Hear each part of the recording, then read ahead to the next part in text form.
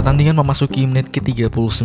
City sedang mengurung Madrid. Madrid coba untuk bertahan rapat, membentuk blok rendah dengan 5 poin di lini belakang dan 4 pemain di lini tengah. City mengalirkan bola secara sabar. Mereka switch dari kanan ke kiri sampai akhirnya bola mendarat di kaki pemain yang paling Madrid takuti, Jeremy Doku. Madrid bereaksi cepat. Rodrigo turun buat bantu Valverde untuk mengunci Doku. Secara teori ini situasi ideal. Doku terperangkap 2 lawan 1 dengan backline 4 defender lain siap mengcover. Tapi beberapa detik berikutnya justru melahirkan momen yang bikin seluruh stadion bengong. Doku tetap lolos, O'Reilly berdiri bebas dan Haaland menyerang ruang. Rudiger panik dan menarik Haaland. Penalti pun tercipta. Dan ketika kita lihat ulang, satu pertanyaan otomatis muncul. Bagaimana bisa dalam pertahanan low block situasi 2 lawan 1 dalam shape 5 back di belakang, City tetap bisa dapat penalti, tetap bisa ngelolosin bola di sini. Nah, inilah yang akan kita bedah. Jadi mari kita analisis. City sengaja membuat situasi 1 lawan 1 atau 2 lawan 1 untuk Doku. Caranya adalah dengan melakukan switch play dari kanan ke kiri. Sebelum diberikan, posisi awal Doku sedikit ke dalam. Tapi ketika dia melihat gelandang tengah City akan melakukan switch, dia langsung melebar. Dengan melebar tepat sebelum bola datang, Doku akan berada di kelebaran lapangan, yang mana ini membuatnya punya ruang yang besar untuk berkreasi. Dia bakal bisa menerima bola dengan nyaman. Dia juga menciptakan zona isolasi di area wide, di mana dia hanya akan berhadapan dengan satu pemain atau 2 pemain lawan. Nah, Madrid di sini kebetulan menyiapkan 2 pemain, dan kedua pemain mereka sudah siap, yaitu adalah Valverde dan Rodrigo. Nah, walaupun situasinya 2 lawan 1, bagaimana bisa Doku tetap lolos di sini? Nah, kita akan bedah gimana cara Doku mengatasi 2 pemain Madrid di area ini. Doku tetap bisa lolos karena detail dribbling yang dia lakukan. 2 pemain Madrid yang ada di depannya itu adalah tipe defender yang nggak agresif. Jadi Doku nggak langsung dorong bola ke ruang dan eksplosif, tapi Doku arahin bola ke arah mereka dengan tempo pelan-pelan menggunakan kaki bagian luar. Apa dampaknya ini? Ini membuat Doku susah untuk diprediksi karena dia bisa pergi ke dua arah dalam ataupun luar, karena dia punya 2 angle arah dribbling yang berbeda. Tempo dorongan bolanya yang pelan juga membuatnya susah untuk diprediksi kapan dia akan eksplosif,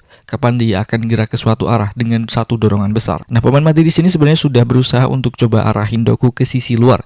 Kita lihat Valverde yang ketika Doku bergerak ke arahnya, dia gerak mundur. Secara nggak sadar, Valverde di sini nunjukin jalur ke sisi luar. Jadi ketika Doku dorong bola ke sisi luar di sini, Valverde tinggal blok dia dan amanin bola. Nah, bagaimana dengan jalur dalam? Sudah ada Rodrigo di sini. Jadi secara persiapan Madrid sudah coba untuk antisipasi Doku dari 2 arah, baik itu dalam ataupun luar. Nah, ini inti momennya. Doku menggerakkan bola seolah-olah ia mau meledak ke arah luar, seperti yang diinginkan Valverde. Ketika temponya sudah mendekati 0, dia langsung meledak. Kita lihat gerakannya.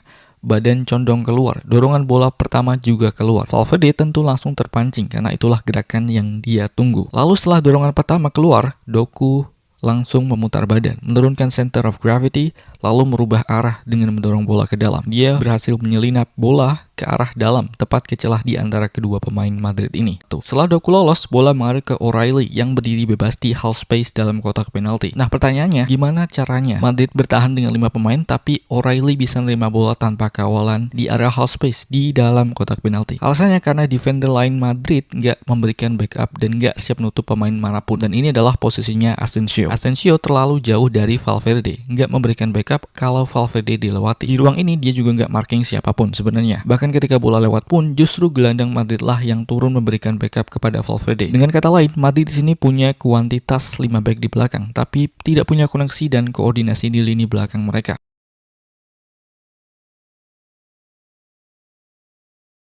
Dan dampaknya buruk. Akibat backup yang telat, crossing bisa dilepaskan. Dan disinilah masalah baru muncul. Karena di dalam kotak penalti sudah ada Haaland, striker yang bisa memanipulasi defender, paham harus gerak kemana dan kapan. Seperti biasa, ketika bola masuk ke area sisi, Haaland melakukan gerakan andalannya yang sudah kita bahas detail di video ini. Pertama, dia lari ke tiang jauh, coba untuk memposisikan diri di belakang back lawan. Namun Rudiger nggak membiarkan Haaland melakukan itu. Ia mengikuti pergerakan Haaland ke tiang jauh dan mencoba berada di depan Haaland. Agar apa? Agar dia bisa tetap memonitor pergerakannya. Namun seperti yang sudah kita bahas di video sebelumnya, apapun yang dilakukan defender untuk coba menghentikan Haaland tetap saja akan menciptakan masalah. Masalah yang timbul dari Rudiger melakukan ini adalah dia membiarkan ruang di depan kotak penalti terbuka lebar. Dan Haaland di sini juga punya keuntungan momentum lari karena dia berada di depan Rudiger, Haaland bisa start duluan. Dan begitu O'Reilly mengangkat kaki untuk melepaskan crossing, Haaland langsung meledak. Dia langsung lari menyerang ruang ini, ruang di mana bola crossing akan datang. Rudiger panik karena kalau Haaland sampai bisa menyentuh crossing ini, itu adalah peluang besar bagi Haaland untuk cetak gol. Dia pun terpancing buat narik Haaland dan pelanggaran pun tercipta. Game over. Sekilas penalti ini kelihatan akibat dari Doku lolos 2 lawan 1,